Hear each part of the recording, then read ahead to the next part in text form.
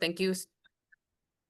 Thank you so much for joining us tonight. My name is Sam, and I am part of the board of the Center for Nonviolent Solutions, which is, if you're joining us for the first time, the center is a small nonprofit located in Worcester, Massachusetts, with the ambitious mission to build a culture of peace in the city and beyond. Specifically, we engage in peace advocacy and peace education. Our programs include trainings in nonviolent conflict resolution, programs on nonviolent social movements, and partnering with local, state, and national organizations working to end war as a means of conflict resolution. To learn more about the center events, please visit our website or check us out on Facebook, and we will be putting a link to our website in the chat momentarily. So our format for this evening will be simple. Following an introduction, our two speakers will speak for about 30 minutes, and then we will open the evening for Q&A from all of you participants. We ask that you please keep your mics muted during the presentation so we can listen to Mandy and Joanne without distraction. As Joanne pointed out, this meeting is being recorded. The center will share a link to that recording along with articles referenced within the week. And lastly, we are nonprofits, so that fundraising pitch, you know it's coming. Organizing programs like this takes time and money. So knowledge of our nonviolent past can give juice and inspiration for how we act in these present difficult times. If you value the importance of learning from that past, please consider donating to the center. And again, we will be putting a direct link to our donate page in the chat. Thank you so much for being here, for considering donating. No dollar is too small. And now I'll turn it over to Claire. Good evening, everyone. I am Claire Schaefer-Duffy, the Program Director at the Center for Nonviolent Solutions.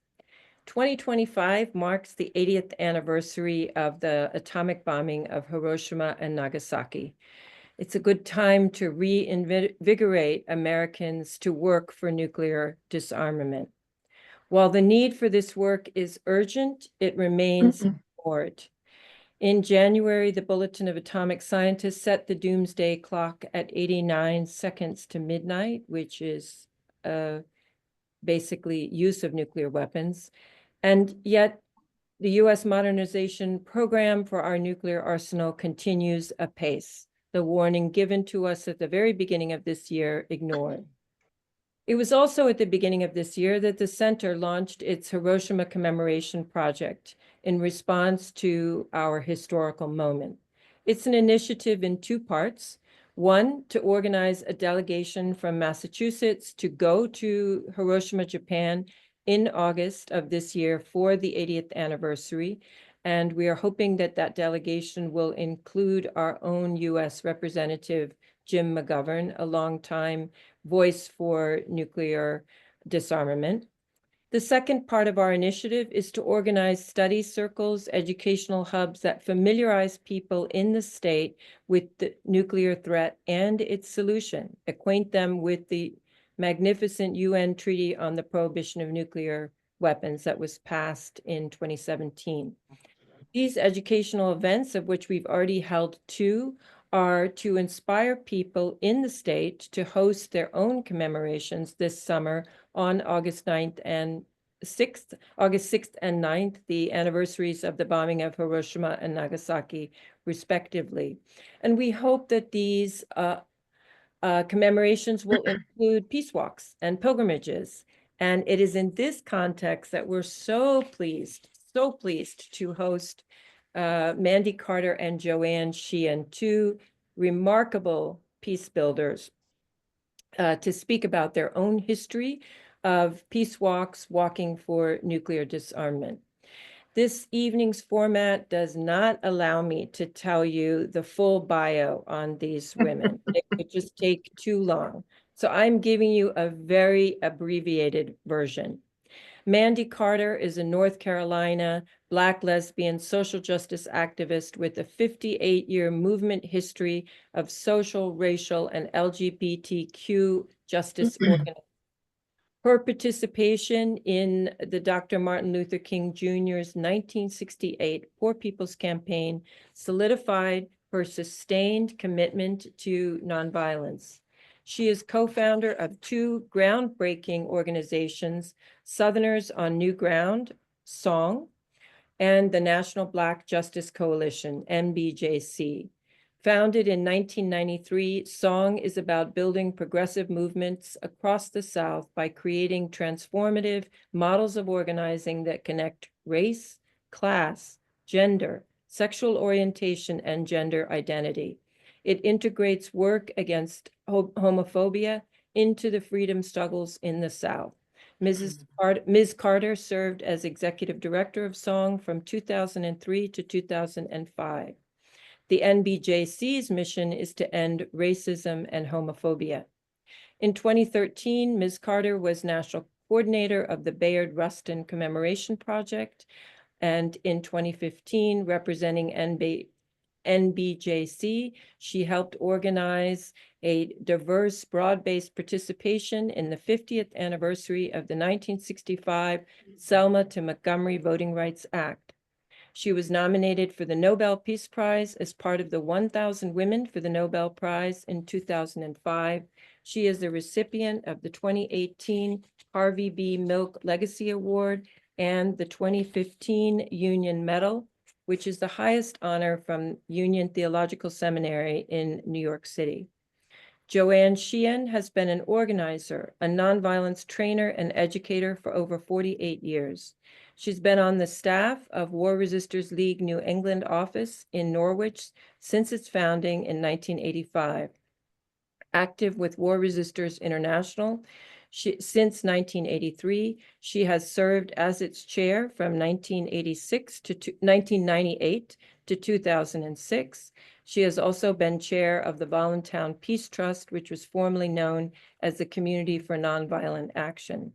Joanne has been involved in numerous nonviolent campaigns against war and war profiteers, nuclear power, nuclear weapons, and war toys, to name a few. As an organizer, she's been active countering military recruitment of youth and works with youth, providing for them opportunities to develop as activist organizers and trainers. She became a nonviolence trainer in the early 70s. From 1986 to 98, Joanne convened War Resister International's Nonviolence Trainers Working Group.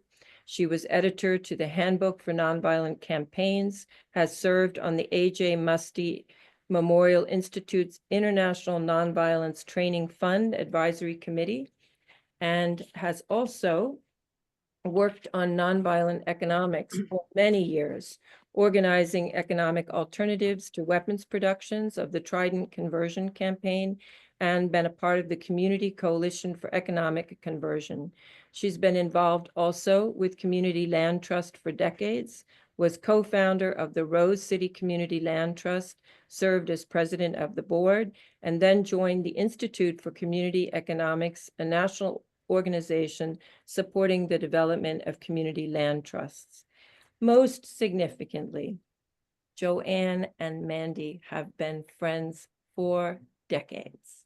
And it was Joanne who said, let's make the title Walking Together, because they have done that in so many capacities. And we are really delighted to have them here to share such important histories with us, to give us juice for the present. So with that, I will turn the mic over to our presenters, and then we'll open it up for Q&A.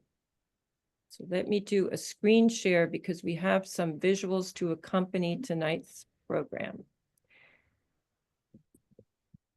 Great. Why don't I get started and just say, Claire, you did your research because you had to delve into a whole lot of CVs, resumes, and bios of Mandy and I online. I recognized a number of them. But yeah, Mandy and I, like at least a couple of people I see on this call. It's great to see all these folks are both high school class in 1966, which we figured out at a War Resisters League National Committee meeting when Mandy was hosting and playing a whole lot of the songs from our high school years. And yeah, we're both baby boomers and born in 1948. So we also have a kind of trajectory around the movements that we've been in the ages, and we'll kind of address that, I think, in some ways today. So, yeah, we're really happy to be doing this together. It's given us, an opportunity to see each other several times this week on Zoom, getting ready for this. So I'm going to do it. Claire had asked if we kind of give some context to these walks. And what we're doing tonight is really focusing on the peace walks rooted in disarmament and in nuclear disarmament in particular, and that there is actually quite a number of them really focusing on nuclear weapons. So we know the nuclear age began, as Claire said, in August of 1945. And while there was some immediate reaction to people walking out of the conscientious objector camps and people becoming activists then, remember, this is also the McCarthy era started soon after that. And there really was not a kind of a build-up of an anti-nuclear weapons movement at that point in time. There were people who were very aware, people who were doing things and educating. The Women's International League for Peace and Freedom. Mothers were only serving potted milk to their children because they knew that there was strontium-90 in the atmosphere because of all of the atmospheric testing. But that ban the bomb movement really didn't begin until kind of the beginning of the 1950s. And I remember talking to Ralph DeGia about this, who was one of the activists at that time, a World War II resistor, that he really felt McCarthyism just kind of scared, not necessarily the activists, but from the activists from building a movement. And some of the first protests against it were the civil defense drills that started in 1955, and then the second year, War Resisters League, the Catholic Worker, Fellowship of Reconciliation, and Peacemaker organized a protest where they refused to go duck and cover in the New York City subway under this, false belief that we could live through nuclear weapons and through nuclear bombs. So that really was one of the kind of instigators. And then in 1957, those groups and a few others joined together to create the Nonviolent Action Against Nuclear Test Group. And that was a coalition of 5 or 6 groups, which eventually became the Committee for Nonviolent Action. So they started at that. So we really can see a kind of change here in terms of the buildup of these walks in 1958. And so we have to really look at this Aldermaston march from London to Aldermaston, to the atomic weapons research establishment that was there then. And while the committee of a lot of those folks were from War Resisters International, there also Bayard Rustin of War Resisters League was kind of from afar one of the people connecting to Aldermaston, but also connecting to folks here in the U.S. that were also building up their capacity to do a number of walks. Bayard is under the 8. People see who Bayard is. Mandy, do you want to say a thing, just a couple of sentences about who Bayard is for folks who might not know? Yeah, I think, and thank you, Joanne, and thank you, Claire. This is amazing. Most people would recognize Bayard Rustin, if not, the August 28, 1963 March on Washington. He was one of the key organizers, even though King and some other folks were actually front and center. But most recently, there's been much more of what Joanne and I are also talking about, and I'll get it back to you, Joanne, and who are the behind the scenes. It's not just one individual. There might be someone who gets to be the kind of face and voice of that, but Bayard Rustin was gay, he was Black, understood about the concepts of nonviolence, but not just here, also internationally, which is why I love the idea that you're talking about the international connection as well. But I just put into the website, into the link, rustin.org, and everything you need to know about Bayard Rustin you can find there. Back to you, Joanne. Great, thanks, Mandy. And one of the things that the Campaign for Nuclear Disarmament, the CND, the group that kind of was the core group of doing this, these walks went for decades, was that they felt they needed a symbol. And so they asked Gerald Holtom, who was I don't know if they used the word graphic artist back then, but was somebody known, I believe, to the folks up in Bradford, which is where Michael Randall and some of the other folks were, to design a symbol. And he said, I found a quote from him, he said, I drew an individual in despair with hands palm out, stretched outwards and downwards, as if before a firing squad. But Wow. the symbol is also a composite, as I think most of us may know, of the semaphore signals for N and D within a circle, within that the round circle. And so, of course, now we know that as the peace symbol, but it was originally developed, designed as the for campaign for nuclear disarmament, and often you will hear people in the UK refer to it as the CND symbol. So, and as I said, at the same time, you can go to the next slide, Claire. At the same time, Bayard and others in the US were building up for the for marches that would also take place at the same time. And these are far less, I think, known in terms of it as major marches. And so you see here the Peacemaker, which was started in 1948 by Ernest and Marion Bromley and Wally and Juanita Nelson. And you know, a number of the folks who started groups like this were also the men had been in prison during World War II for refusing to fight. So they began to do these do this organizing to do these marches, and they were going to do 3 marches that were coming in here in the United States that were coming in from, I don't know if you can read that, but basically from Philadelphia, from New Haven, and from Poughkeepsie, New York. So they were kind of all going to converge there in New York. So go to the next slide, Claire. And what we see here is that 700 peace walkers converged in the UN. So that was really pretty groundbreaking in terms of numbers of people coming out at the same time that the Aldermaston demonstration was taking place in the US in terms of saying no to nuclear weapons.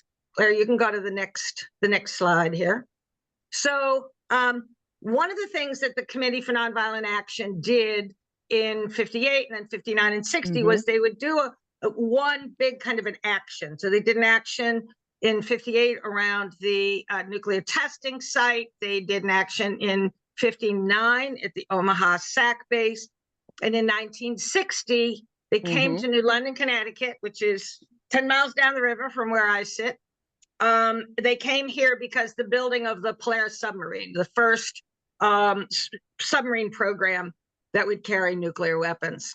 And so they came here to, there's a whole lot of stories I don't have time to go into, but Barbara Deming, her first connection and her first nonviolent activism was to come up to a 16-day training that they had here during Polaris summer. And she wrote in The Nation that she said, I didn't think I'd stay long. I didn't know who was going to be there, and I didn't think I'd be impressed. And she stayed for 16 days, and it changed her life and the life of the movement in so many ways.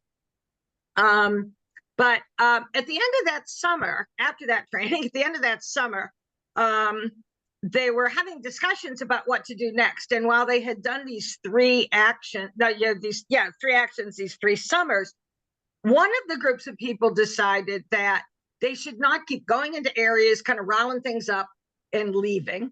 And so particularly Bob and Marge Swan said they would stay here in New England. And then they created the New England Community for Nonviolent Action. And they actually were able to buy a farm in Voluntown, thanks to Barbara Deming and her partner, Mary Miggs. When Mary's father died, she inherited money, and they gave it to CNVA, to the Committee for Nonviolent Action, to buy a center. And that is the Voluntown Peace Trust that we have now. And then the other thing is Brad Little and a few of the other, Scott Herrick, I think Jules Rubin, were sitting at a local cafe, a local greasy spoon, as we say here in New London, saying, you know, the workers kept telling us to go tell it to the Russians. Why don't we do that? Wow. And so they organized the San Francisco to Moscow walk in like late August or early September. And by December, they were on the road. Now, remember that there is this core group. I think one of the things I love in learning about this history, it's just this core group of these folks who had like found each other, who had connected prior to all the social media and all the ability we have, who really connected with each other. And so people came together and took off from San Francisco. So I just have a series of pictures. You see that they also adopted the peace symbol, and that CNBA always used the peace symbol as our logo. So they have the Walk for Peace and what they used to call the lollipop signs that they would carry. So here we have, you've always got this core group of people, whether it's cold, rainy, whatever, just kind of putting one foot in front of the other and walking. And then go to the next picture, Claire. And the next picture is a group of them coming into a village in Poland. And so what they found, particularly as they got into more of the Eastern countries, was large groups of people coming out. They actually had some trouble in other parts of Europe getting in, because the other countries that were interested in having nuclear weapons were not interested in having this opposition. And then the next one, the slide is, here they are in Red Square. So they made it all the way, apparently thanks to AJ Musty for kind of doing some of the negotiations for getting it in. So there was an 8-month walk that they did, across this country, a boat over to Europe, and then to Moscow, really raising the issue of nuclear weapons and really of that kind of buildup and really challenging that. And then it was really at that time that was happening, and Aldermaston and all of that. But on the other hand, you've also had the sailing of the Golden Rule going into the Pacific, going into those atmospheric areas.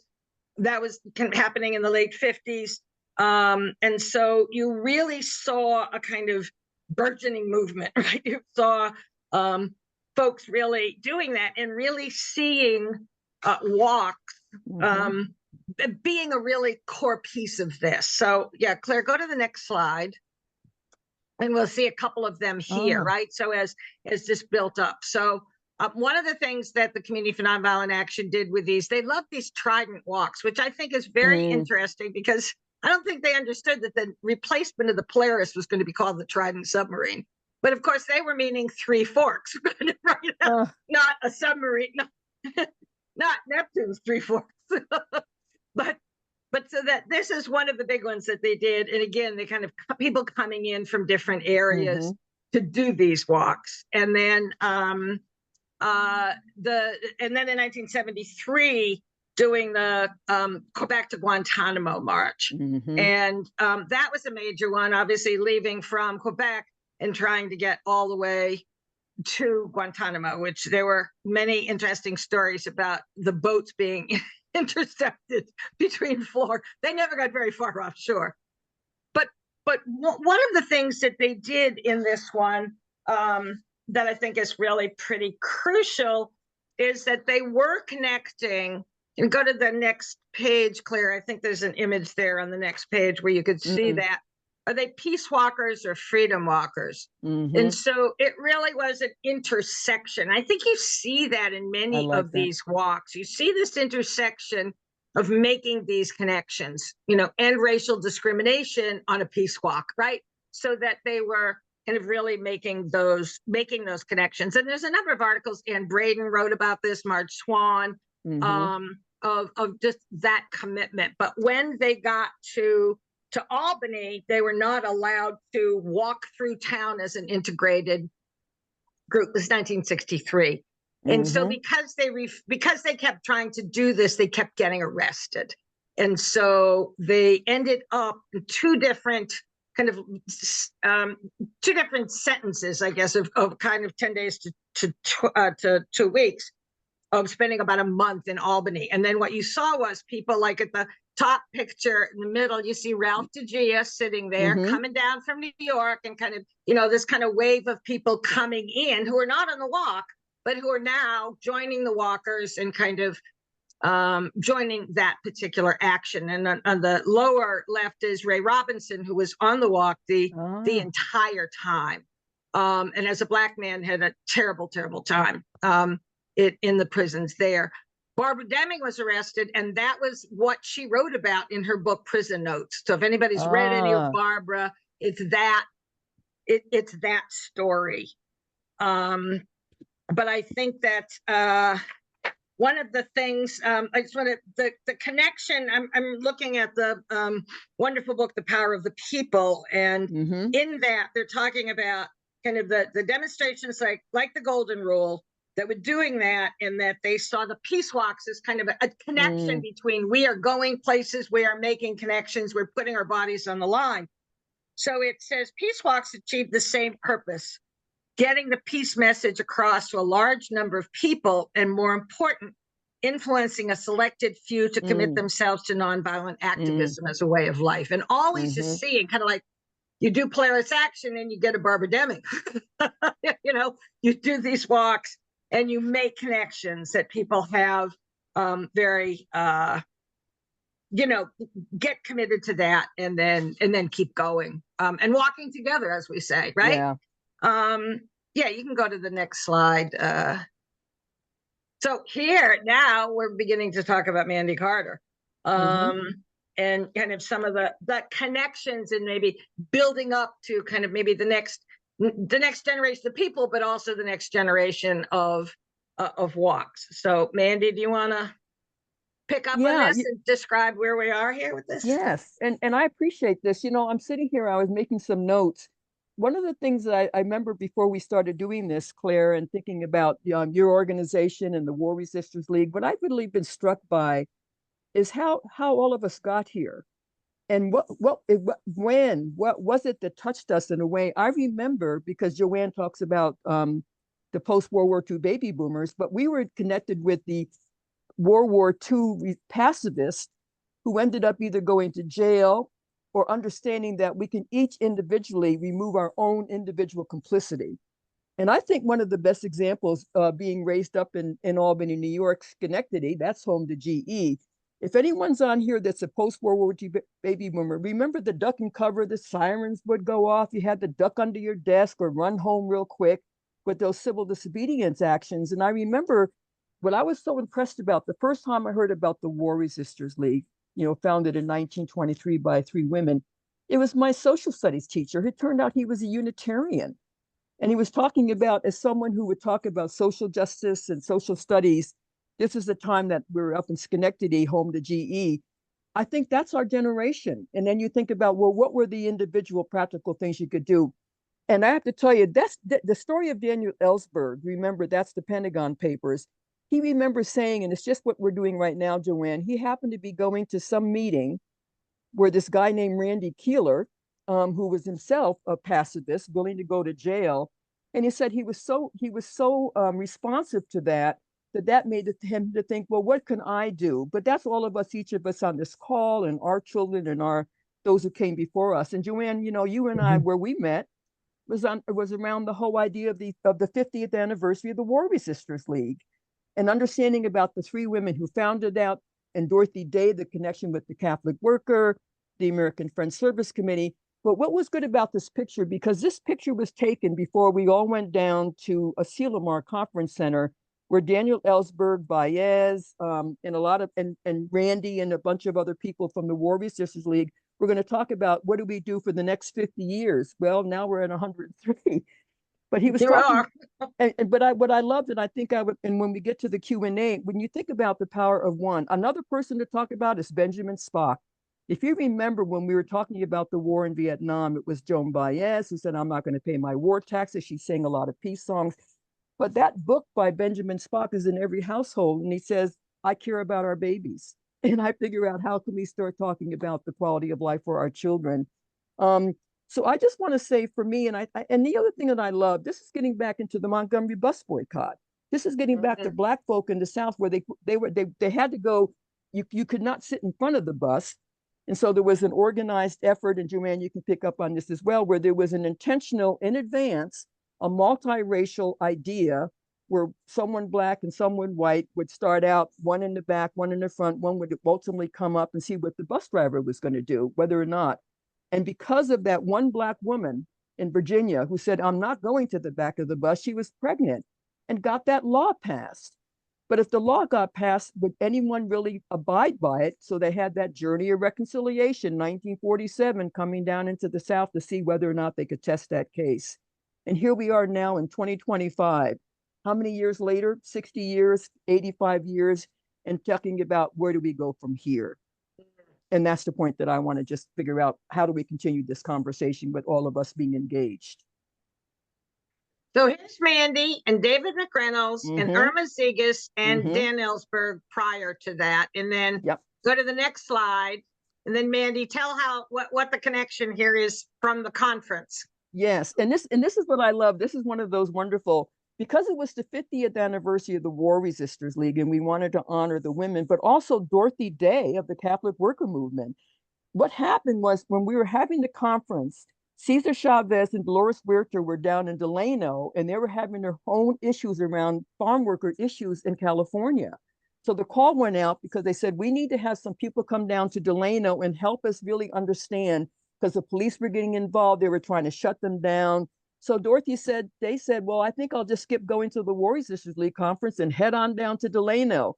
And this is what this incredible picture of Dorothy Day, she's sitting there, and it was in this huge field, and the police were all around her, but it's iconic because she said the power of one, that one Dorothy Day could be you, it could be me, it could be anyone else, but that iconic picture. And half of the conference ended up leaving the conference that we had at Asilomar, and they all went down to join Delano, including Baez and Dylan and not Dylan, Baez and Daniel Ellsberg, but other people as well. But I love that, the power of one, and Dorothy Day is just a prime example of like what one person can do. So that's an iconic picture right there. Yeah, thank you, Peter, for identifying Bob Fitch. I asked him once about, I said, how did you get it? And he said, I was just there. I was just walking along the line, just bingo, you know, what a great framing. So let's go to the next picture, because I think all of this leads to this. And I want to, you know, say for a minute here that when we were discussing why we would do today and why we would do the talk today, it's because today is the end of the war in Vietnam. Today is the anniversary of the end of the war in Vietnam. And that for War Resisters League, we were so focused on that war.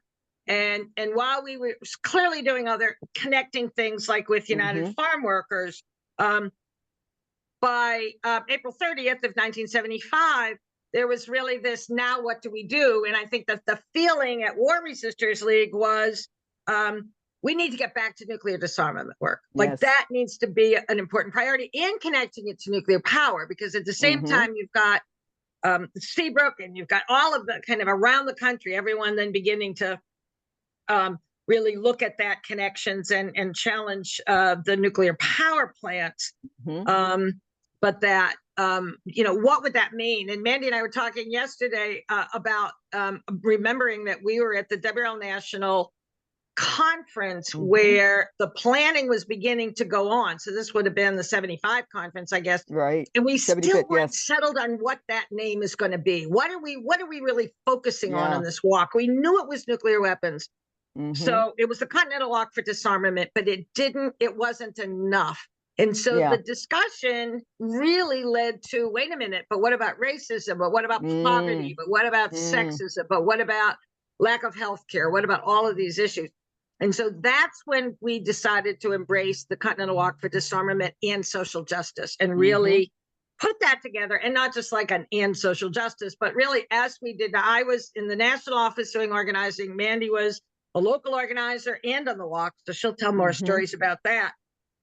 But that one of the things we did was we did position paper, kind of papers and descriptive papers on all of those issues that I think there were 20 of them in all, of how we embrace social justice and how we could talk about that and talking about it on the walk. So the walk began, inspired by the San Francisco to Moscow walk, was going to start in San Francisco and was going to walk across in San Francisco in January of 1976. So it was basically a bicentennial, kind of like, okay, this is kind of a perfect year to kind of reorganize ourselves as a country. And so it was going to go from San Francisco to Washington, D.C., and arrive in Washington, D.C. On October 19th, which is the anniversary of the War Resisters League. And then the folks in Ukiah, so you see this map of the West Coast, the folks in Ukiah, they wanted to start it. But then other folks, you see the little dotted lines up there, we had feeder routes. So basically, San Francisco to Washington, D.C. is about 2,800 miles. the Continental Walk was 8,000 miles. So go to the next 8,000. picture, Claire, and you'll see how that happened. Yes. Oh, Feeder wow. routes. Oh. So we can't see maybe when we get everybody back, I'd love to know who was, I know a few of you there because I can see you, who was part of some aspect of the Continental Walk. Because I think there were 21 feeder routes in all, if you look at all the little ones from here to there. Right. But that we covered 8,000 miles from January to October. We had a core of 30 people who went across the country. And then we had the two main feeder routes in was from Boston down to Washington, and then New Orleans going up. So we worked with Southern Christian Leadership Conference and in that walk, and Braden was one of the people who kind of helped start that walk there, and then we walked down. The other thing is that in organizing this walk, we would have these meetings. It's like David McReynolds had a lot of relationships with folks in the anti-nuclear weapons movement in Japan. And so he said, I'm going to ask them if they want to play some particular role in this. And they responded by saying, there's a group of monks from the Japan Buddha Sangha who have a mission of peace walking, and they would like to come over and join you. So that's how the monks came to the United States. They came on the walks. So monks came, at least, I think it started with at least 2 monks on each of the main 3 feeder routes. Is that right? Maybe 3. I can't remember now. I think there might have been more on the main route. Yeah. And so that's how that's our friend, the monks in the Japan Buddhist Sangha. And then Mandy, why don't you say a little about kind of both having organized in Los Angeles and then your commitment to basically do the whole walk? Yes. Well, in fact, it's funny. I'm just thinking about the notion about, I was thinking about the Montgomery bus boycott, because before they had buses, people had to walk. And I think there was this idea also about the idea of walking and finding, I don't want to get too discombobulated, but there was sort of like a symbolism of that. And I remember when we were doing the Continental Walk, and I still have I still got the book here. You can see that in the thing.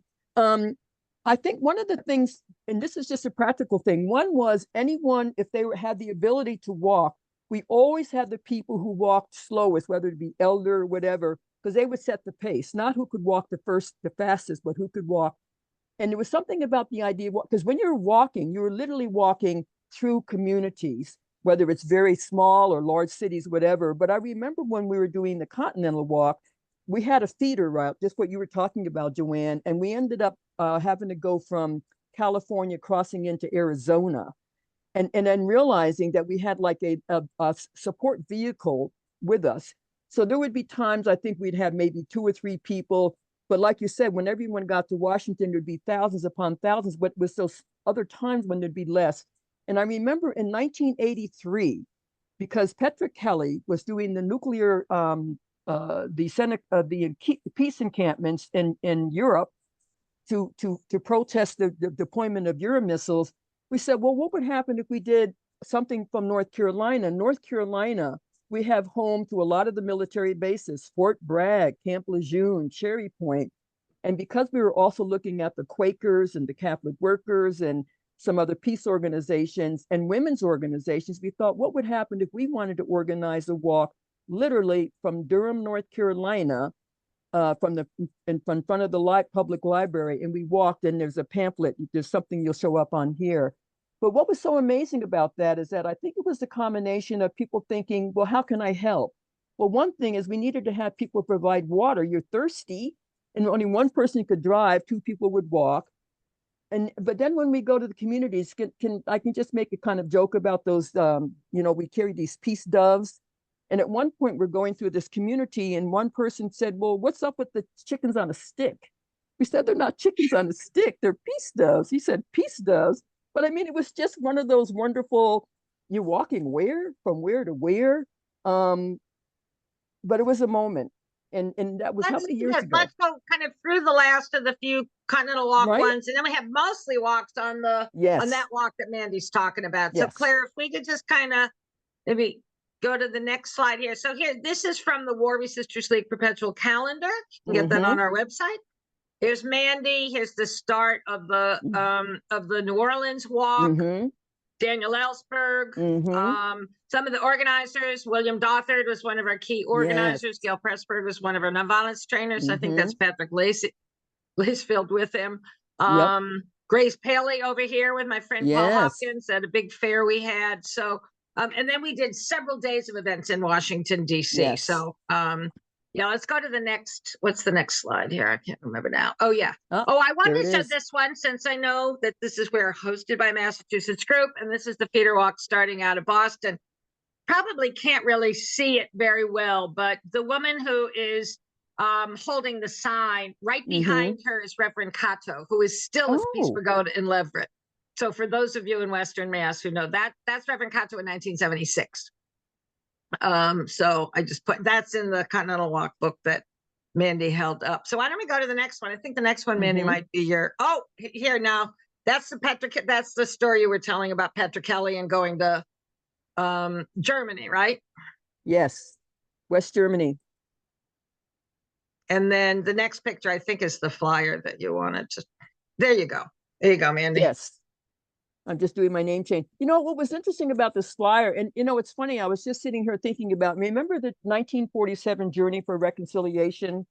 I think was it this year or last year, Joanne, they finally acknowledged that walk, and that the men taking that bus coming down and into North Carolina. And by the way, those sentences, by the way, all the sentences of the men who were convicted were vacated. Yeah, I think that was a year and a half ago. Last year, yeah. So this is just a simple flyer. We ended up looking at the Women's Peace Walk, Peace Camp, because remember the Petra Kelly and the Greenham Common women who did Greenham Common with opposition to the nuclear weapons in Europe. We were trying to think, well, if they're coming from here, what could we do to something to be in, in solidarity? And so we decided we left. And by the way, before we did this, just a practical thing, we rode the entire route. I had a good friend, Duffy Baum, every phone booth, every gas station, every hospital. So, and when we ended up doing the actual walk, if anything came up, we would know who to contact. And then you could see each of the states we went through, and we purposely wanted to end on July 4th because that was the date they wanted us to reach the Women's Peace Encampment up in Seneca, New York. So this is just the flyer. It has the places we would go. And on the back, there's a map, just like you were showing on the other one, Joanne, the map. And that was, and how many years ago was that? That was in 1983. 83. Yeah. 93. Yeah, right. Go to the next picture, because I think one of the most amazing things is it was 3 of you. I mean, you really, the Continental Walk, we had 30 people, and at points we had to kind of hone that down because more people wanted to join. But I think it's really pretty amazing that 3 of you did this, although you're clearly joined by others. So I think the next picture. Yep, there you go, with your like chickens on a stick. Yes. I love that. It's like, what's with the chicken? Well, the peace symbol has been called the footprint of the American chicken also. So I guess there's people who are opposed to peace are like chicken nuts or something. But anyway, so here you are. So, I mean, more people, would this be people in local groups that joined you? Group of other women? Was it mostly women who joined you? Actually, it was in fact, that was one of the wonderful things. It was almost thinking about, and not that it was almost understanding when you think about war and you think about who resists war and the role of women in terms of peace. What I loved, and I'm almost in tears around this because everyone in this picture, some are no longer with us, but the dedication, and we were saying how many people would join us. And we would say, I'm saving that. We would say whoever can join us. And then, but the other neat thing was, before we left, and I did not know this, we were trying to collect as much water, bottled water. So whenever we would stop, we would have that provision. People made like lunches for us. And along the route, people would say, well, who are you? Where are you going? One family, when we were going to Virginia, saw us coming, said, hey, let's get you some fresh watermelon. Let's get you. Russ.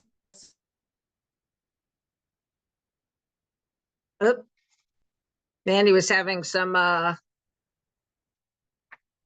maybe I hope she didn't go. So Mandy was having Durham is having some electrical issues, and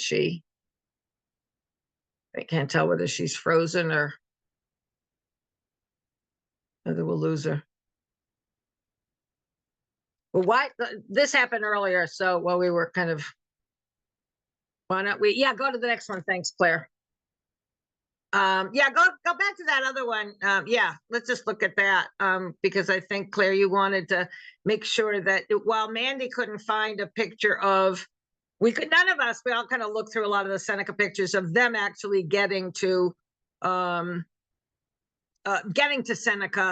Here are a few other pictures of folks going there. And in my looking at some of the pictures, I also found that there was also apparently a walk from Boston of women that went from Boston and ended up, oh, there you are. Good. You're back again. So yeah, you froze for a little bit. You want to say anything else as we wrap this up, Mandy, and go into Q&A? Can't hear you, Mandy. You on? There you go. I can hear you now. Forgive me, my internet is unstable, so I might be going in and out. So go ahead, Joanne.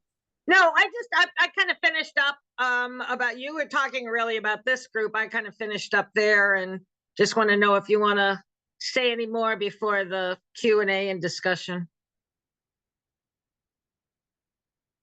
Oh, no, is she frozen again?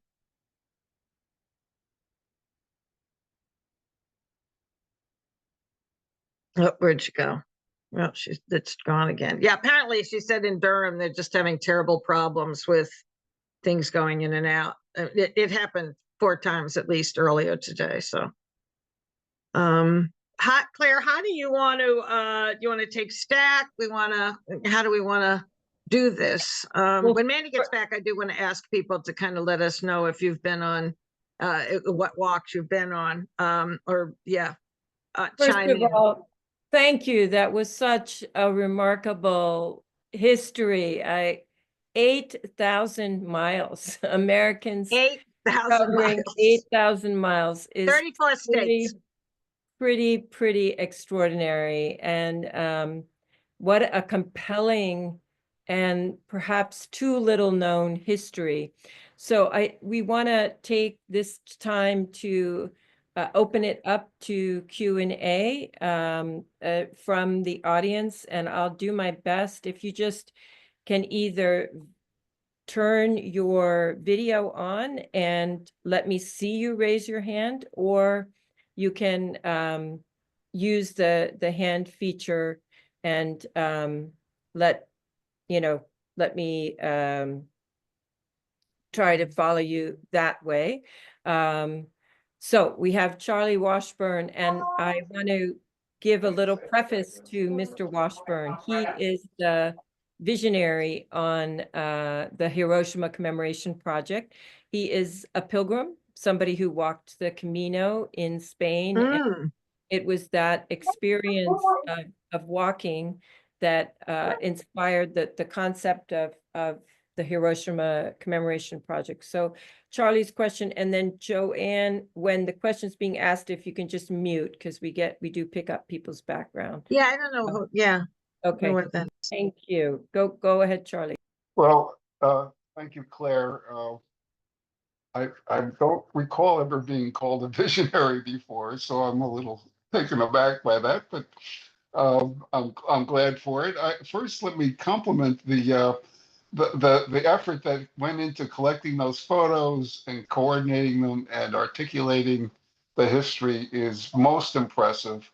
I'm reminded of a dear friend who many of us will know, Mike True, who would run with this that slide deck to keep him busy for months. So thank you very much. And I just, you asked about connections to the Continental Walk, and I did not walk very far in that, but I did join my brother-in-law. I don't know if you ever remember, and Ed Anthes. He lived in Voluntown for a while, and he was on and off that walk as it proceeded across the continent. And so he invited his sister and I, and so we joined it outside of Washington. And I had the great honor of being the left wing of the B-1 bomber puppet that Bread and Puppet Theater had put together. So that's my connection. And I've been at one point I had a puppet called Mr. Plutonium, who did a few actions in Worcester between August 6th or 9, a couple of years, but I don't know what happened to him. But I've been imagining maybe by the time we get to August this year, there will be another puppet. Mr. Plutonium was a little fierce, but not inappropriate, I suppose. So thank you very much. Thank you. Let me Tony. just say that I, of course, remember Ed. He was one of the, what we Thank call you. one of the long distance walkers. And then afterwards, he and Joe moved in with us in Voluntown at the Community for Nonviolent Action and lived there for over a year. So Yeah. our babies were the same age. So yes, of course.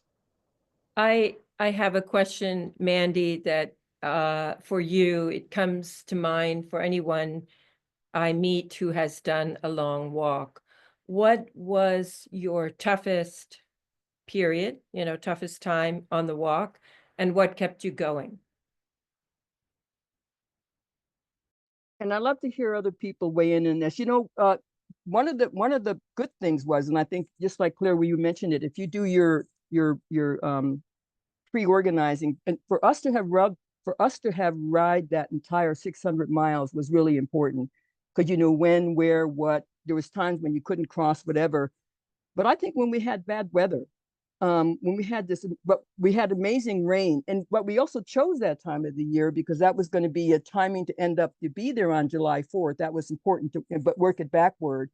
And something I really learned, I was sharing this with Joanne and some other people when we do Women's Peace Walk, whenever you're going to organize all of that, you think of you don't want to say what's the worst scenario. You think about what's the potential scenarios. What are the ones that I did not realize? And I'm going to be honest about this. Even though you have Quakers, there's some Quakers who are very anti-LGBT. You have Quakers who would be very anti-people of color. So for me to have understood and had my first connection with the Quakers because of the American Friends Service Committee and my social studies teacher, that was a reality check, And so I'm thinking, and I was just at a meeting today around there was a young child there who's going to I think like a children's school, and they're teaching children, about peace and social justice, and just how amazing, like how young you can start, and social justice story time and that kind of thing. But for me, and also my first 18 years, I was like a ward of the state, like the thousands of us, but it had not been for that social studies teacher, and also my math teacher and my Spanish teacher. That's why I'm here. So, and I would ask if anyone's on here, what your journey was. So Charles, I'm looking at you and I'm thinking, who touched you?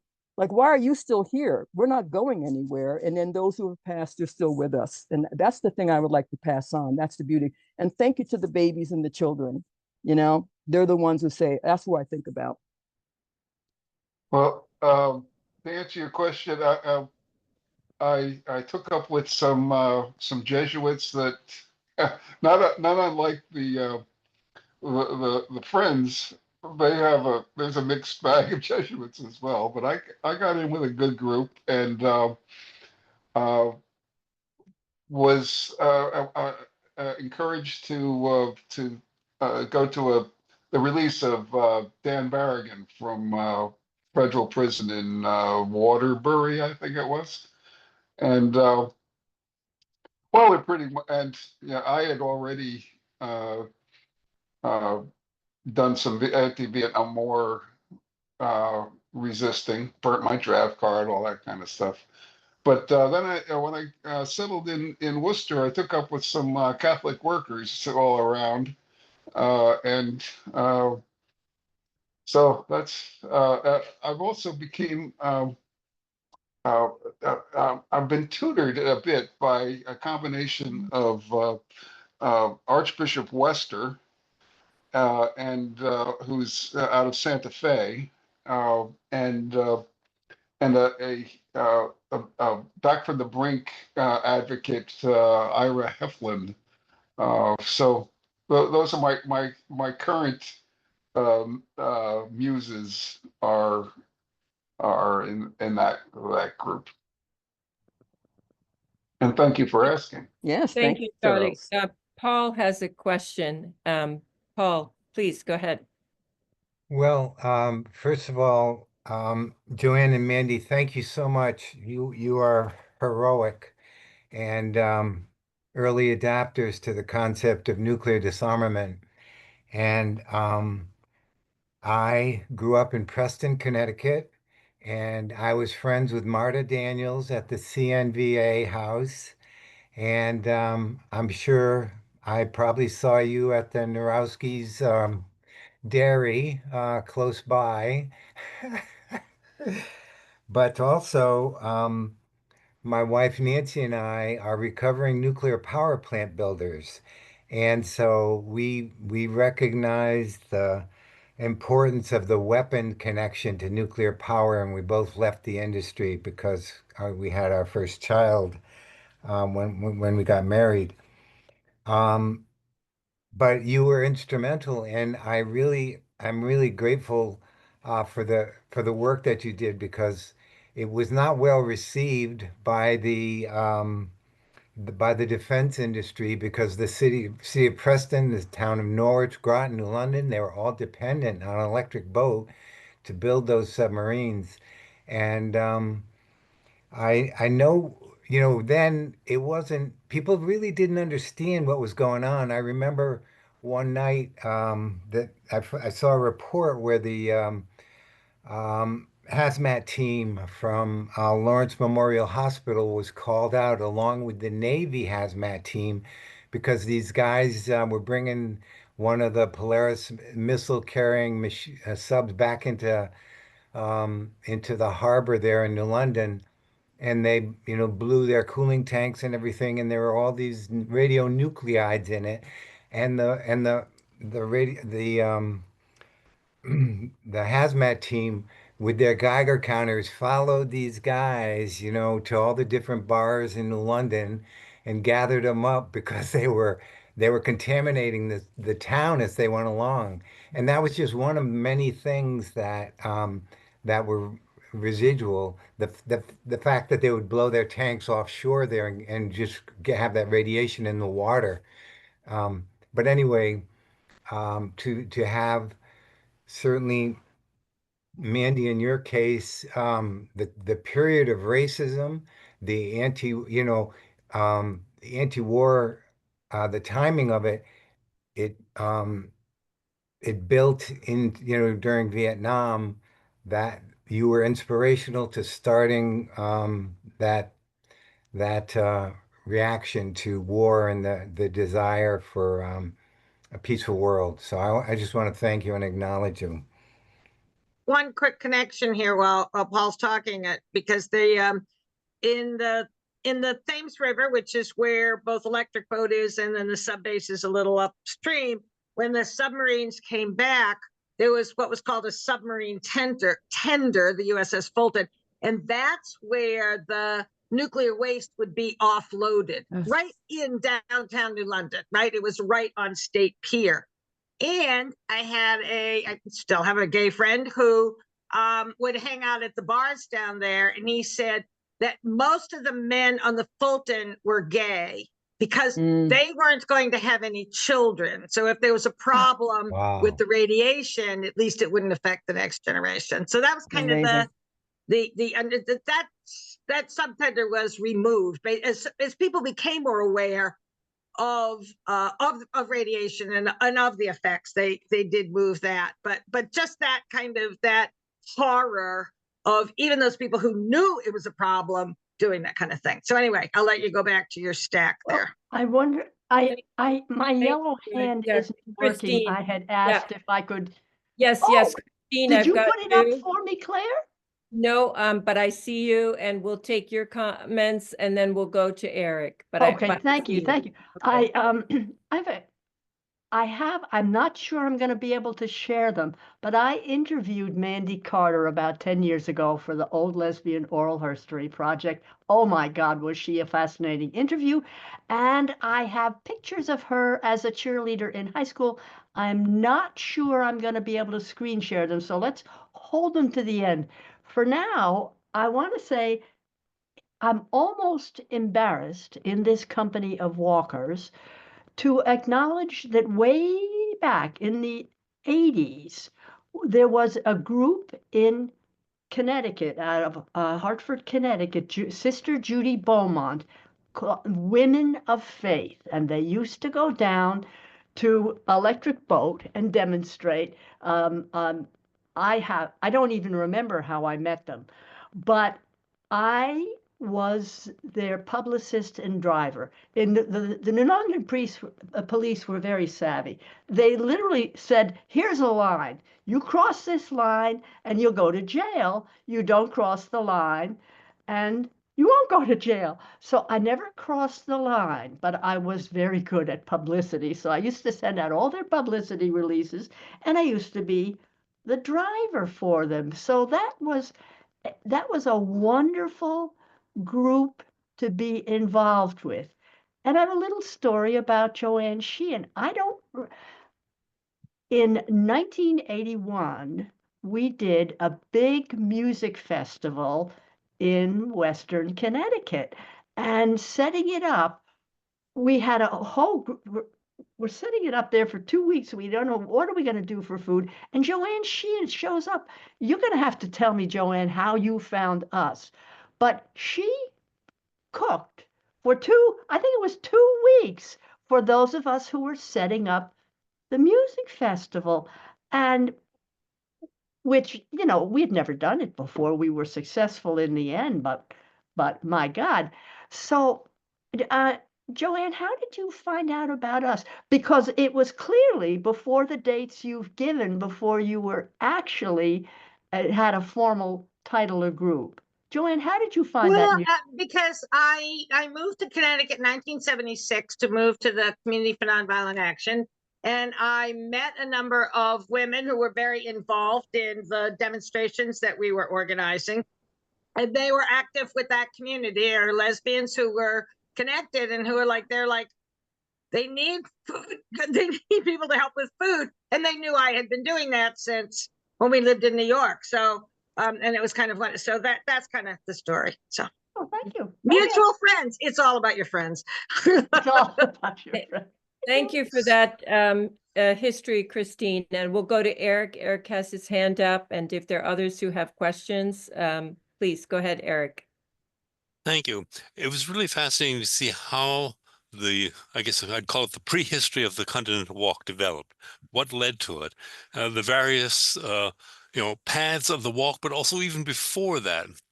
My question is more about afterwards. I heard some stories and some reports, but could you say more about how the Continental Walk influenced the peace movement after the walk? What did it trigger? What influence did it have? What was its importance? And how did it really help things get moving? Or were there some things that it didn't help to do? Great question. And I'll do this real quick because it ties right into you, Joanne. One of the things that I was really struck by, and thinking about, remember, we're the post-World War II baby boomers, and there was so much concentration that people literally put their lives on hold because of the war in Vietnam. And I remember when the war was over, if you can use that term, a lot of people said, I want to get my life back. I've got family. I want to get my education. But then what I think a lot of us said, remember that original purpose. All wars are a crime against humanity. International is civil. So even though technically on April 30th, the war came to an end, but then people said, but what are the other issues? You just don't stop. But we had, and I'll be honest about this, there's a lot of give and take about what was going to happen about post-Vietnam War. But also then you had this whole conversation about, but then what about the industries that support the war? The American Friends Service Committee put out an amazing documentary called The Electronic Battlefield. And it talked about all these companies. If you go into your home or go into a business, if there's a Honeywell thermometer in there, Honeywell would make those, but Honeywell made this incredible, horrific bombs that when they explode, the pellets would go into people's bodies. But then they figured out people could detect those because they were metal. They made them out of plastic. Think about that. In that picture about Hiroshima and Nagasaki, when you think about that young woman covered in napalm, or the images of what happened in Hiroshima and Nagasaki, and then you think about, well, who's supporting those companies? And how do you talk about how we have relationship? And I want to thank people who used to work at Electric Boat or who work at Honeywell, and they're the military is the single largest employer. Why? And it's not by coincidence or by mistake, but for those who can be in it or on the outside of it, or how do we collaborate? And I think for me, and I shared this a lot of times, the 4 words that I think are so critical, because you asked me how powerful that is. I don't even know you. I have no idea. But when you go back, and if I went around this with Claire and Joanne and Eric, why are you here? And then you say, well, at some point, someone said something or something impacting me, but I know that if I ask someone to either be a part of, or I invite you because you asked me, that's just amazing. That power of those 4 words, I'm getting chills on that. And here we sit with that same possibility. So I just want to make sure we shared that because you asked me. And I want to bounce off of that, because I think that to answer Eric's question, one of the results is that it was a spark for a lot of people. I think Rick Bickhart first got involved in the Continental Walk. I mean, he's now on our national committee, kind of our main graphic artist, has done a whole lot over the decades. But there were these sparks that happened, right? So I think that's almost immeasurable. I remember being on some very large gathering of mostly Catholic left folks. I think it was around one of the Berrigan films that was on, and 2 people saying, well, we met on the Continental Walk. We've been married, since 1978 or something, right?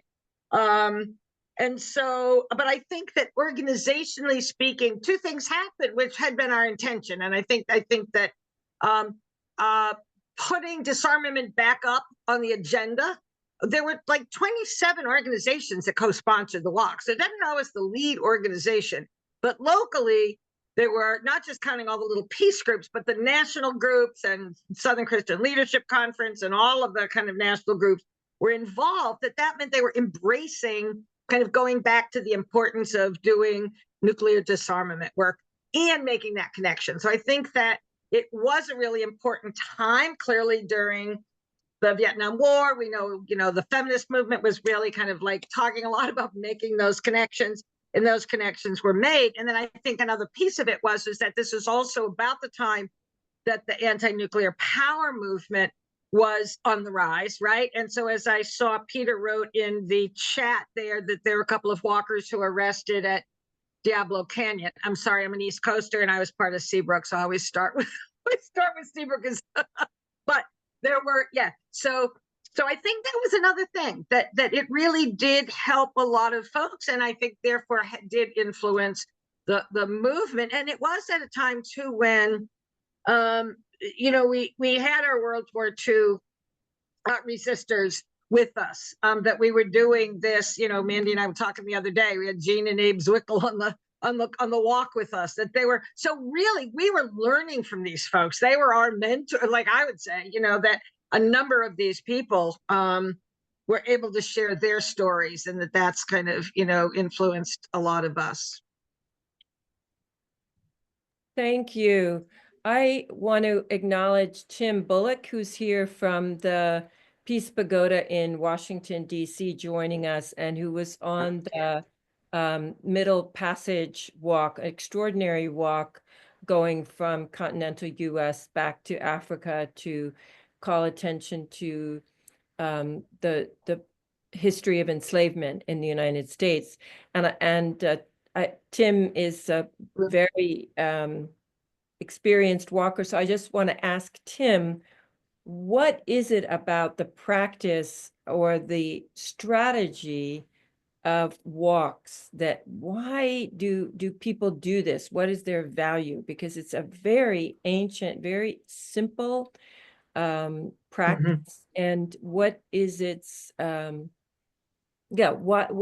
is it about a walk that is so potent. I don't mean to put you on the spot, Tim, if you're with us, and if you can't answer, then we can put that question to Joanne and Mandy as well.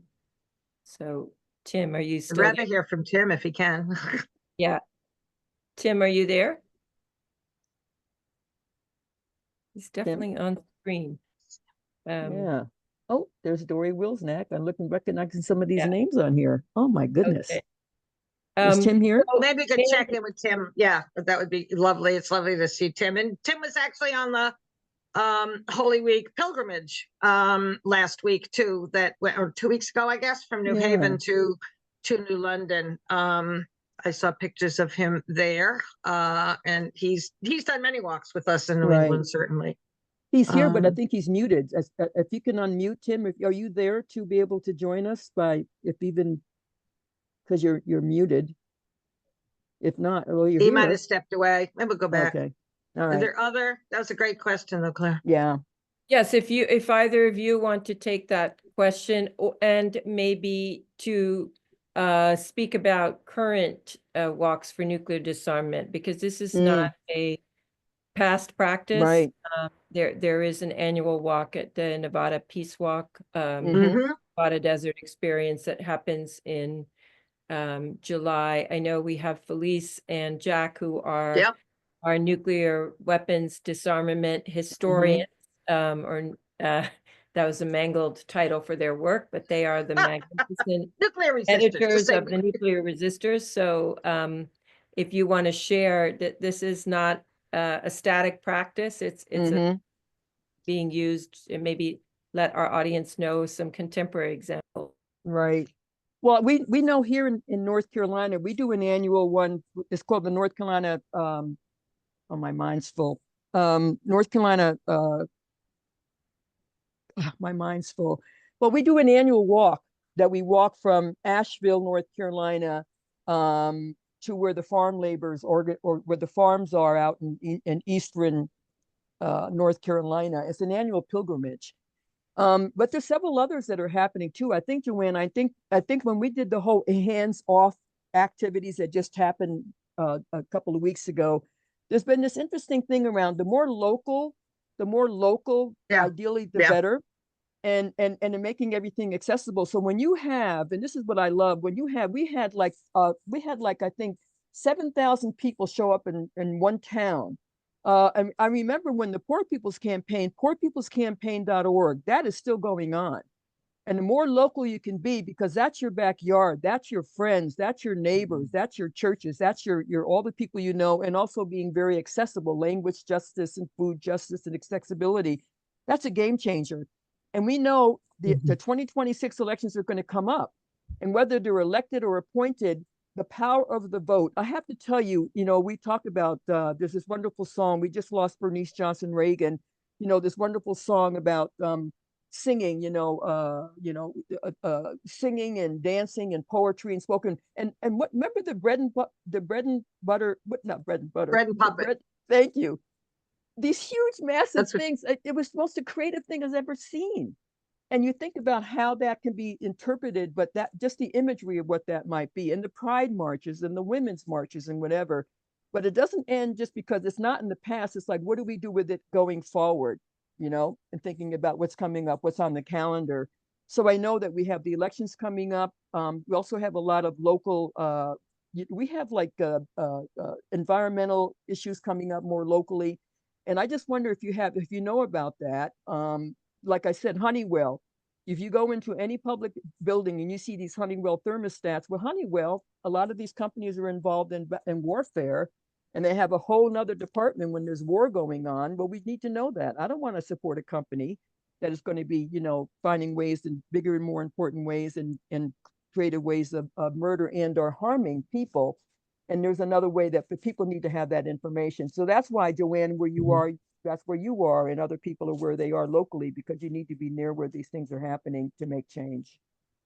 I think the connection with the walk on that too, Mandy, is that, like, I was thinking of kind of a number of things that people have said here, right? That we used to do walks from the nuclear, a couple of times we did walks from the nuclear power plants in Waterford, the Millstone plants in Waterford, over to electric boat. And one of the things about local is, as important as local is that when you have that much nuclear stuff in your community, no one wants to touch either of them, right? Because if you criticize nuclear power, then, oh, maybe you need to, but you work at electric boat, or, you know, kind of all of that.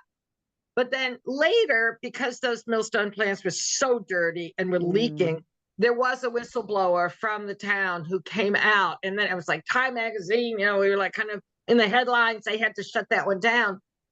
And as I met those new activists, they said, yeah, you would walk by our house and we would kind of laugh about you. But then when this started, but then when the whistleblower came out, it was like bingo. It was like, wait a minute, there are people in this community who have been trying to tell us this. So I think even though they had never interacted with us, they'd remembered us. So I do think that doing the walks in these communities, I really believe that there's a lot of people have never seen a demonstration until we walk through their community. Right. They never, that this is so new to them. And they kind of, you know, like you said, people would say, even if the questions were kind of silly about the chickens on a stick. But I think that just knowing there are people, and it humanizes us to people, because then you have a conversation, you get to share your water, whatever. It's like I think that whenever there can be that kind of human connection, it just makes it more real. I love it. You know, and also, Joanne, what you talked about too is talk about economic conversion. If you have a company that's making product that's around war or whatever, then you figure out, well, couldn't that company be having the same skills and the abilities and making something that's going to be for the good? Sure. So you have this whole economic peace conversion. Yeah, which I think I love it as well. You know, and again, getting back to the power of one, I've always been struck. I've been trying to put some context to that. And it's almost like, you know, I go camping a lot. And if I try to get a big old log and put a mat, that ain't going to happen. You have to start with little, what do you call, like you get little crinkles of paper and whatnot, and that builds up and that builds up. And that's another interesting kind of a picture, if you will, of what it would take to get something much larger. And again, with the power of one person, I'm thinking power of one. And I did not know this, a backstory around, you know, when the sister who ended up getting the pass a law around no more back to the bus, she was pregnant and had to find a place to sit, you know, and then some, you know, but then also with the thing with Bayard and thinking about the journey of reconciliation, and it, you know, someone said, well, it's just someone has to say something and do something. Yeah. And then, and again, getting back, because you asked me, but the other thing I'm going to say, I really have been struck by this. I was just recently at some place. I know I was down in University of Mississippi, and they were saying that there's a peace studies office with a window. There's an LGBT center with a window, and someone made a comment. She said, "I will never step in there, but I know it's there." The fact that I know it's there, that has just been the thing that has been for me for that moment. And I think about that. And so what are we using as measurements about, are you all in or you're not, or how do I know? And, you know, and with all this new technology, whatever, I'm just thinking about what are the other moments that you figure out, they may never tell you, but you have a smile on your face, you're getting around, you're up and going and whatever. Those are game changers for people's lives, you know, and I just thought about that. Yeah. I saw Dory's hand up before. Yes, we have Dory. We'll take Dory's question, and then we'll probably wrap up because we've been together now for almost an hour and a half. But please, Dory. Another class of 66. I didn't have a question. I actually put what I was going to say in the chat. It's a way of showing how walks can be used in a lot of creative ways. In the 80s, there was around Hiroshima Day, there was a peace walk from Washington to Moscow in Vermont, because we have a small town named Washington, Vermont, and we have a small town named Moscow, Vermont. And so that's how they organized it. That's all I wanted to say. I hope we can save the comments before we close down, please. Yeah, there's great ones in there. Thanks for that, Dory. Great to see you, Dory. And we have Felice and Jack have told us about the Fierce Nonviolence Pilgrimage that's happening this summer, an 11-day immersion program for young adults wishing to gain experience and training in spirituality and nonviolent practices. And that's being spearheaded by the Dandelion Catholic Worker. Wonderful, wonderful community. Oh, nice. So great to hear that it will engage young people. But tonight we've just captured such remarkable history, people's history. And I think when we talk about nuclear weapons, we have to be real about the threat. It's urgent, it's imminence in affecting humanity and what it represents on all levels, not just material, but really spiritual, the continued existence. I think we also, when we speak about nuclear weapons, need to simultaneously uphold all the actions that individuals and organizations and groups have done over the decades to keep these weapons away from killing the planet. That I think that it's really the intervention of human creativity and nonviolence, I would put in my own faith tradition, is the work of the Holy Spirit. And it's something to keep before us, to inspire us and to remind us of that capacity. So you've really done that for us, Mandy and Joanne, and so grateful for this time and for the anecdotes that came up from others in our audience. We are going to share this recording. We're going to share the chat. I'll try to save the chat. I hope I can do that. Okay, And good. with the recording, we'll include some links that Joanne and Mandy have put together for us on articles. I don't know if among them is the essay that Barbara Deming wrote about a very remarkable walk through the South, made in the late 60s, that was combining civil rights with nuclear disarmament. And the walkers told that you could not combine those. You could not be institutional, to use the 21st century term. And that proved completely inaccurate, because they were wholeheartly welcomed by rural Black churches, more so than white churches. Yes. And Oh, there yeah. was very quick understanding of why these weapons are so anti-human and how they represent such an extraordinary hubris and just terrible. So that's a wonderful That essay. book, I don't know if that is I've never seen that essay outside of Revolution and Equilibrium, outside of Barbara's book, Revolution and Equilibrium. So if it is, and I really would recommend it. I reread it a couple of years ago because I wrote an article about Barbara that's on the War Resisters League website. And one of the things that, and she talks about also how in one of the Black churches, there was a group of young white guys who kind of were throwing things up against the side of the church and trying to really scare them. And Barbara told the story of how a couple of the other people on the walk took their flashlights, opened the door, and rather than putting it out to them, put it on their own faces and say, "Come and talk with us."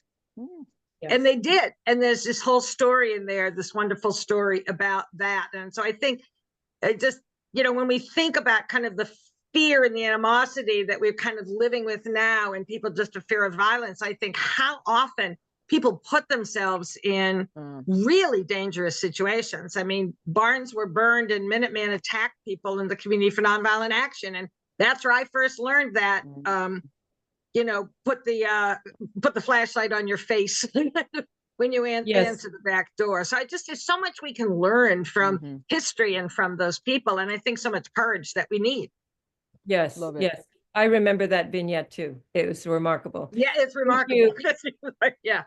Thank you. So we have saved the chat. Everyone. We really are so grateful for everybody's presence, for our speakers, and more to come from the center. Our May event will be in person. For those of you who are with us in the city, we're going to be talking with Jim Nolan, a professor in Williams College, who's working on a project to bring a new bell to the cathedral in Nagasaki to replace the one that was damaged during the atomic bombing of that cathedral. And that the bell is a journey of reconciliation, people to people engagement. And so there's a very interesting story there to inspire and share with you.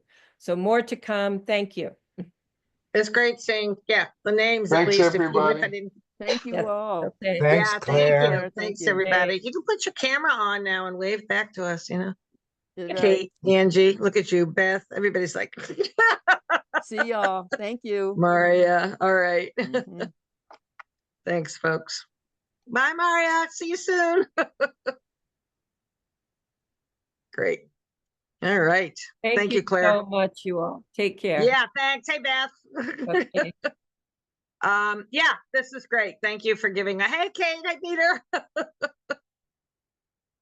All right, great. See you all. We'll see you this weekend, Kate, Peter. Bye.